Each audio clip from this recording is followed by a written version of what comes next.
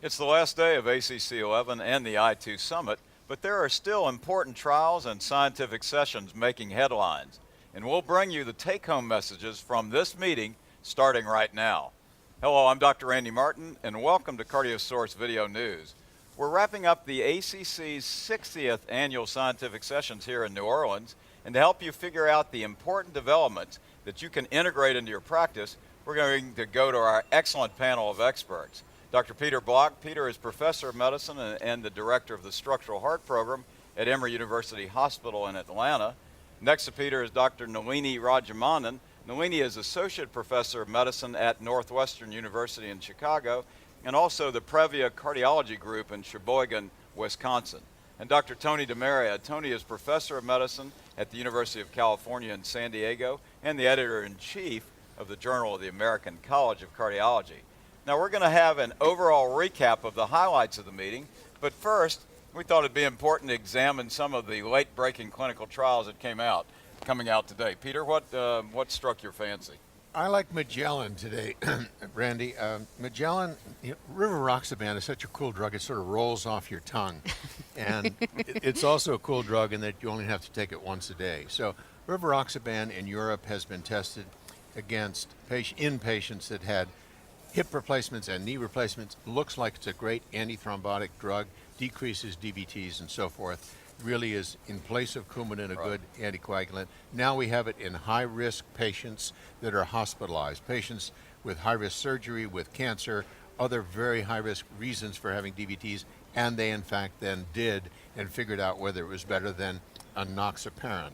Turns out it is better than enoxaparin long-term if you continue it for 90 days, and at 30 days it is the same. Okay. So instead of having a sub-Q anticoagulant, you can take an oral rivaroxaban, and it seems to me that hopefully the FDA will go ahead and recognize that this drug is something that should be brought to the United States. Tony, or Nalini, do you have any comments on that? I thought the high point was that these are non-surgical patients, many of them with cardiovascular disease, congestive heart failure, so very applicable to us.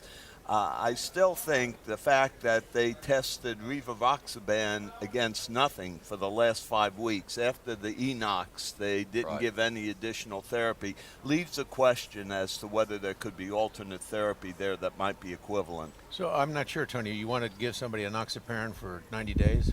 No, what about enoxaparin followed by warfarin? Okay. Nalini? No, I totally You want to agree. get in the middle of this discussion? No. She's the rose between the thorns. No, I mean, what do you think about the study? Well, I agree with both of them, and I think, at the end of the day, it's what's going to be easier and safer for our patients. So really, I am kind of the rose between the two of you guys. Well, the cool thing is that there's not an excess of bleeding, which is really the other side of this. You didn't mention, Tony, and I think that's a huge step forward. Yeah. Right.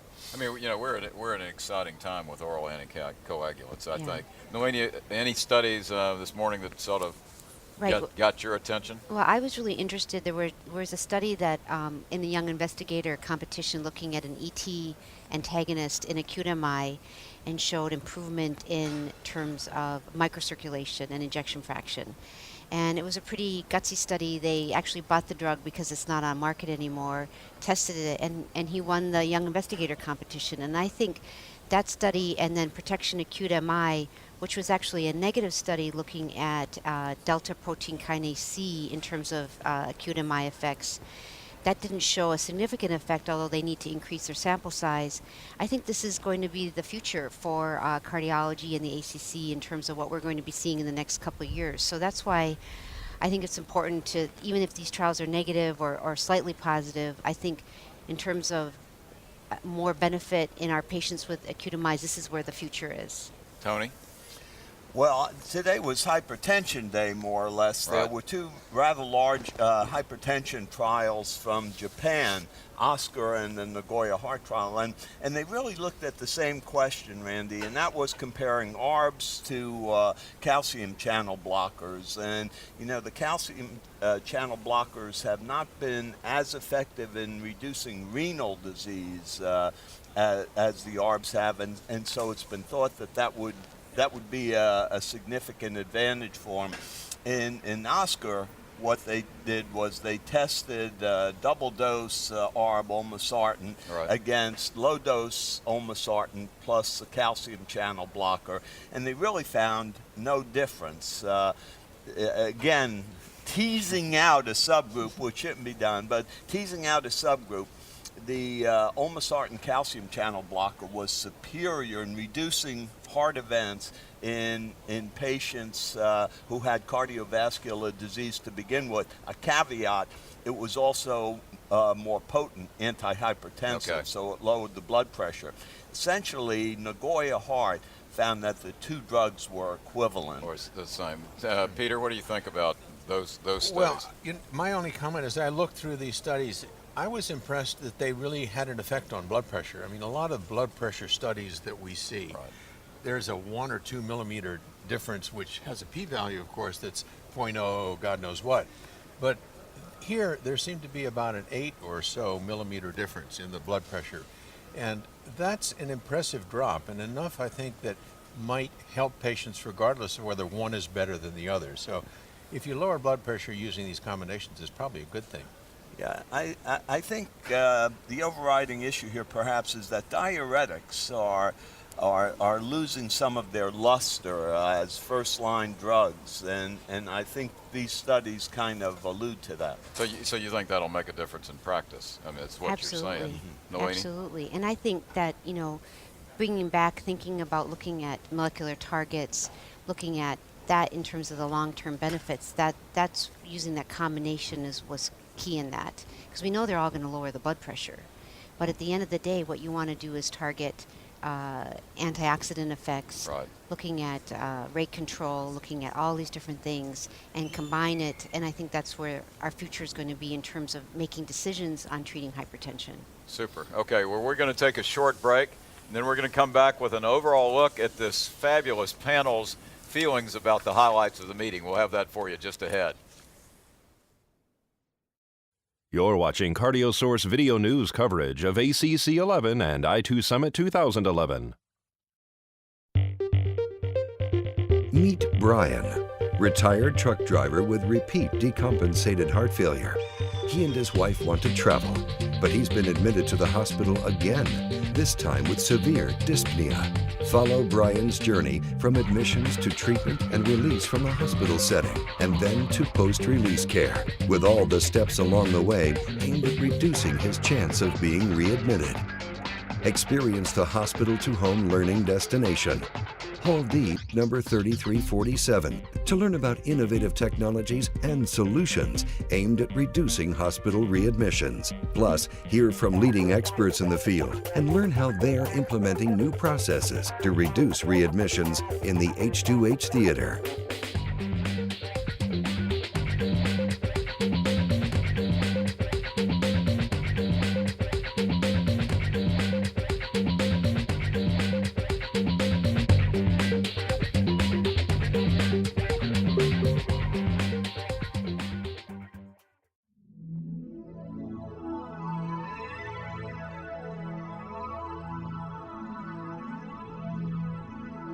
Well, immediately what we noticed is patients telling us that they really preferred the radial approach. When we first started doing this, they came to us expecting that we would be doing this via the femoral approach. They came expecting a prolonged bed rest time. They even warned us. They said, look, I've got a lot of back problems. I'm going to have trouble laying flat. And when we started doing it from the wrist and they were able to get up and ambulate right away, they were really thrilled.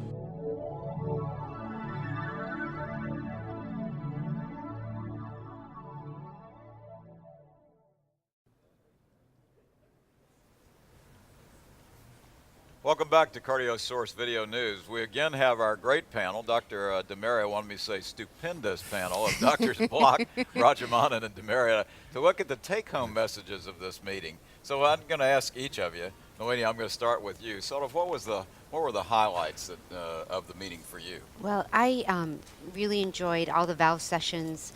I was a topic coordinator with Blaise Carabello this year, and we set the program up to really a launching board for the TAVI results.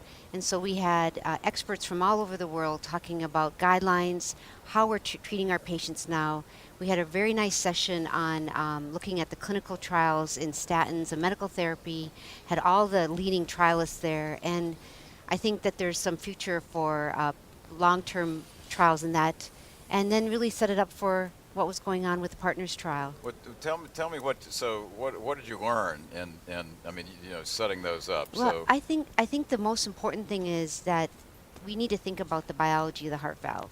I think for a long time we've been calling it degenerative disease, degenerative mitral valve, degenerative aortic stenosis, and I think what we need to think about now, it's an active biology that can be targeted with stent therapy, probably with multiple medications, and trying to find out a combination of how we're going to slow the progression in our patients. okay, Peter, I'll come back to you in a second. What was the highlight for you? Well, the highlight I'll get to the highlight in a second. I was impressed by the interest that everybody showed in just structural heart disease in general. I was part of a 4-person panel at a talk about all valve disease, and the room was packed. I was Yeah. really impressed. I expected 7 people, and we had almost 150. So lots of interest. Highlights of the meeting: partner, partner, partner, and partner. Okay. And then I also think that if you want to talk about those, I'm happy to do it. But the radial artery came rising up out of the Absolutely. muck. So the radial artery bypass graft trial is a free radial artery trial, positive trial. I thought that was interesting and probably will change the way we think about doing bypass surgery. And then the radial artery catheterization issue, that will probably change the way we think about doing heart catheterizations. And it was a PCI trial. So patients will benefit because they won't have to stay lying down for a long period of time. Partner is partner is partner. Everybody knows those results. Tony?